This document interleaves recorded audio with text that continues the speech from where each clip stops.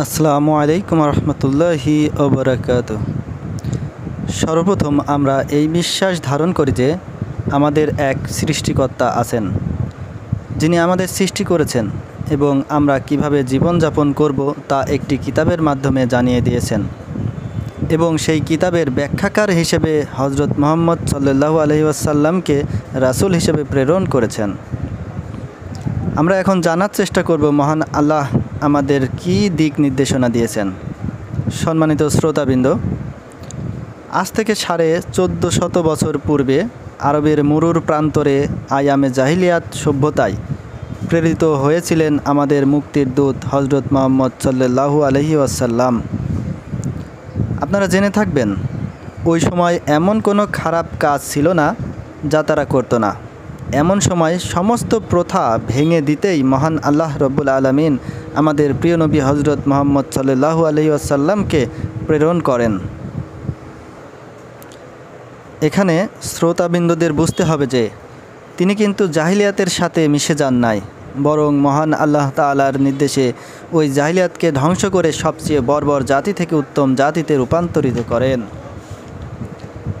এই কাজের প্রথম নির্দেশনা ছিল ইকরা, অর্থাৎ পড়ো। প্রথমেই সূরা আলাকের 1 থেকে 5 নম্বর আয়াত নাজিল করলেন। 1 নম্বর আয়াতে আল্লাহ তাআলা বলেন, পড়ুন আপনার প্রভুর নামে যিনি সৃষ্টি করেছেন। সর্বপ্রথম ওহী হিসেবে পড়ার কথা বলা হয়েছে। বুঝতে পারছেন আপনারা পড়ার গুরুত্ব কতখানি? আমরা আমাদের জীবনের অনেকটা সময় বাজে চিন্তা ভাবনা করেই কাটিয়ে দিই, অনিশ্চিত ভবিষ্যৎ নিয়ে দুশ্চিন্তা করে থাকি, সঠিকটা উপলব্ধি করার চেষ্টাও করি না, অর্থাৎ আমরা জ্ঞান অন্বেষণ করতে চাই না, পড়তে চাই না। মহান আল্লাহ তাআলা আমাদের পড়তে বলেছেন যাতে আমরা জানতে পারি, বুঝতে পারি এবং তদনুযায়ী আমল করতে পারি। আয়াতটির দিকে ভালোভাবে লক্ষ্য করুন। এখানে পড়তে বলেছেন, এর সাথে সাথে আল্লাহর নাম নেওয়ার কথাও বলা হয়েছে, অর্থাৎ যতটা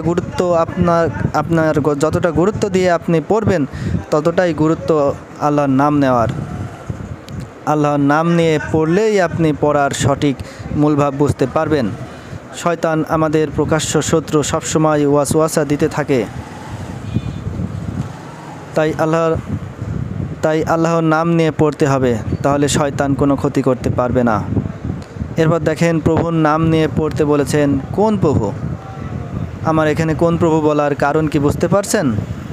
তৎকালীন আরবের লোকেরা প্রভুই বিশ্বাসী ছিলেন, তারা আল্লাহর একাত্মবাদে বিশ্বাসী ছিল না। তাই মহান আল্লাহ এই আয়াতে আল্লাহর একাত্মবাদ ঘোষণা করেই তিনিই একমাত্র স্রষ্টা হিসেবে ঘোষণা দিয়েছেন এবং তার নাম নিয়েই পড়তে বলেছেন। 2 নম্বর আয়াতে মানুষকে সৃষ্টির রহস্য বলেছেন। মহান আল্লাহ বলেন, তিনি মানুষকে সৃষ্টি করেছেন জমাট বাঁধা ঝুলন্ত রক্ত থেকে। আলাক শব্দের অর্থ জমাট বাঁধা ঝুলন্ত রক্তপিণ্ড। প্রথম আয়াতের সাথে একটা মিল আছে, দেখেন। ওইখানে বললেন তিনি সৃষ্টি করেছেন, অর্থাৎ সব কিছু তিনি সৃষ্টি করেছেন, আর এখানে বললেন মানুষকে ঝুলন্ত রক্তপিণ্ড থেকে সৃষ্টি করেছেন। তিনি যে স্রষ্টা তা এই আয়াতের মাধ্যমে মানুষকে বোঝাতে চেয়েছেন যে সৃষ্টির যে রহস্য। 3 নম্বর আয়াতে বলেছেন, পড়ো আর তোমার প্রভু সবচেয়ে দয়ালু মহানুভব। মহান আল্লাহর দয়া ছাড়া মানুষ যতই পড়ুক কোনো লাভ নাই, সঠিকটা বোঝার কোনো ক্ষমতা নাই। মহান আল্লাহ চাইলেই মানুষ সঠিকটা বুঝতে পারবে, এর জন্য তার দয়া আবশ্যক।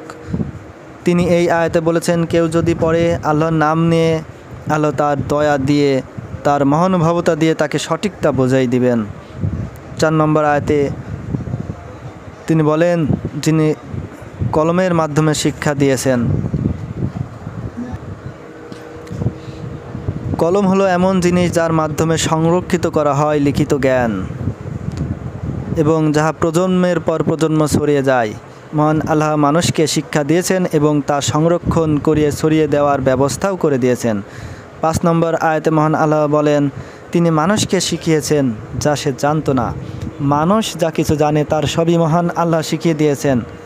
প্রথম থেকে একটু মিলান্ত দেখেন। প্রথমে তিনি বললেন পড়তে আল্লাহর নাম নিয়ে এবং তিনিই যে একমাত্র সৃষ্টিকর্তা তার নামেই পড়তে হবে, কেননা তিনিই অতীব দয়াময়, সঠিক তথ্য একমাত্র তিনিই শিক্ষা দিতে পারেন এবং তা সংরক্ষণ করে ছড়িয়ে দিতে পারেন এবং যতটুকু তিনি জানিয়েছেন তার বাইরে জানার সাধ্য কাহারও নাই।